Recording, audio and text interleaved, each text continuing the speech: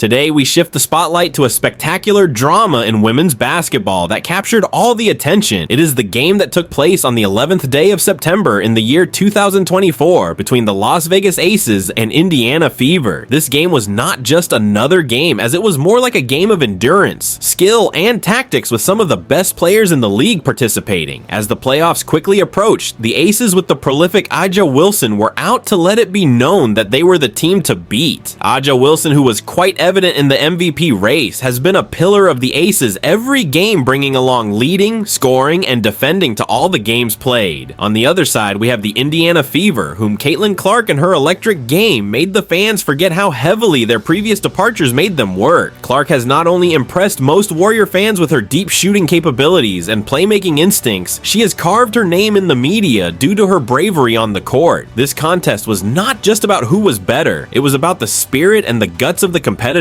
The answer lay in who had the most belief, the Caitlin Clark-led Fever or the seasoned Aces. It was a face-off between youth and experience, and this time there was no room for complacency. Settle in, for we are about to stretch you through the entire duration of this game, starting from the first whistle to the last. Let's go! The first quarter began on a high note with the Indiana Fever looking to control the early proceedings, and even got help with Caitlin Clark in the game. Kelsey Mitchell only needed 10 seconds to get hold of the ball and power her way to the basket for the first scoring points on the board, 2 for Indiana. They sought to build their energy early with the hope that pressure would lead to rhythm for the team, or for any team for that matter, on the Aces. Another vital player for the Fever, Lexi Hull, was next to take the side high by scoring a three-pointer with poise, in effect letting them know that Indiana was ready to compete. This was later on followed by Aaliyah Boston, who scored an additional 2 points with her fantastic movements on the court to make the Fever lead by 7 points in a heartbeat. The Fever was hot, and it appeared that they were ready to dominate the match even in the opening minutes. But if there's one thing we've learned about the Las Vegas Aces this season, it's that they're a vexation to the concept of defeat. Aja Wilson, showing the wisdom of an MVP candidate, made things right as she also scored. She followed up the 2 with back-to-back curves and went into the paint and hit a jumper, reminding everyone that she's one of the most threatening players in the league. Wilson's little run was a rude awakening of sorts for the Aces, who had done well to steady themselves from the early distress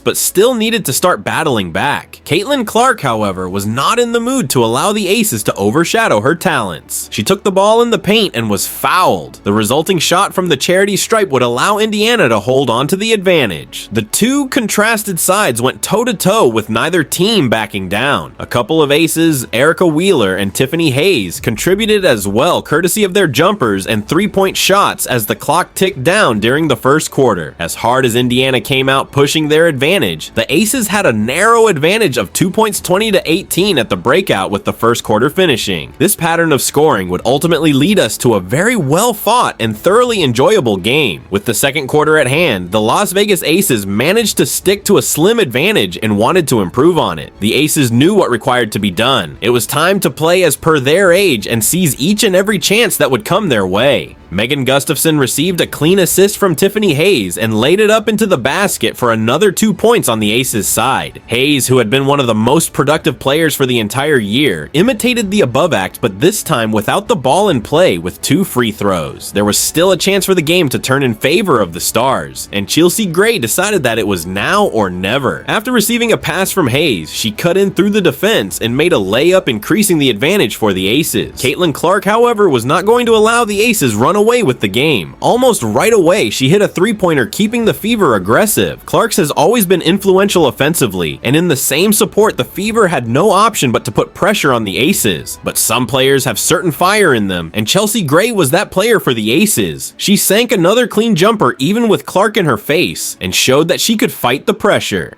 Then for the Aces, it was Alicia Clark who hit a corner 3 to extend their lead even more. The Aces were starting to make a move on the score, but the Fever were not out of the contest. Kelsey Mitchell and Aaliyah Boston responded for the Indiana Fever, with Mitchell receiving the ball from Boston and shooting a jumper. After this, Mitchell made 2 free throws. The Fever were still trailing and trying to stay in the contest, but the Aces were always piling on the scoreboard with superb teamwork. The more the clock ticked down the quarter, so did the experience and depth weapons of the Aces. Inside the last minute of the game, Kelsey Mitchell scored a layup, reducing further the deficit for Indiana, but Alysha Clark scored typical Aces again, connecting from long range. The second quarter came to a close, and the Las Vegas Aces scored consecutively to end the half with a firm lead. A half of play showed both teams geared up, but slowly the Aces' psychological edge began to take control. The Fever had the best start, Caitlin Clark among the best, however. As the game advanced, it became clearer that their aces were older than them and much deeper than them. Aja Wilson largely performed its best and provided much needed offensive plays at crucial stretches of the game, which not only kept the Aces ahead, but broke the spirit of the Fever at vital stages of the match. Perhaps one of the weightiest reasons for the team's victory in this battle was the style they played. The Fever generated quite a dependence on one-on-one situations whereby practically most of the scoring responsibility was put on Caitlin Clark and Kelsey Mitchell. Although it was possible for Indiana to remain in the game, thanks to the long shooting and the playmaking of Clark, the Fever didn't have the firepower to British American, contrary to what the Aces offered. The picture was different with the Aces, who demonstrated a rather more communal, individual-less performs, with numerous players contributing at different points of the game. The Aces also made great strides within turnovers and during fast breaks. Provided that both teams managed to make a few defensive stops, it was the Aces who proved to be more effective in converting those into points. Stepwise building and maintaining the lead through the game was possible largely thanks to that efficiency. The Aces' defensive strategy also deserves mention here. They succeeded in limiting Caitlin Clark's impact to an extent that she wasn't able to single-handedly win the game for her team. The Aces' fast switching of defenders and help defense every time Clark went for a drive down was important to cutting down her effectiveness. As both teams were ready for the second half in the locker rooms, it was quite obvious that the Fever now had to do something about the Aces' momentum to turn the game into their favor once more. But the Aces were making inroads because of their poise plugged alongside their physicality and use of tactics despite the angst and anxiety prevalent in such a vicious game. When the match was headed toward a climax, one could cut the tension inside the arena with a knife. The Fever were still looking within striking distance, but the Aces were absolutely showing the reasons why they are one of the teams at the upper echelon of the league. Aja Wilson was still the one doing the talking, which also meant scoring the necessary buckets in the Aces' favor. How she was able to find factor when the pressure was hiked was also on full display, and such performances justify the strong case she has for being the MVP of the season. Time and again, the Fever had been forced to come to the very fullest of their skills to close the game, but this time they fell short. A few free throw attempts that spiraled out rather unconvincingly, and a number of ball turnovers, particularly in the last quarter, found the Fever on crosshairs, and the Aces used every disadvantage to full for every one of them. Caitlin Clark refused to give up, pushing hard for the basket in an effort to bring her team back, but there was no breaking the Aces' D. Anytime the Fever responded with a call of attack, the Aces had an antidote, whether it was mid-range jump shots by Wilson or cheap but necessary three-pointers courtesy of Alysha Clark.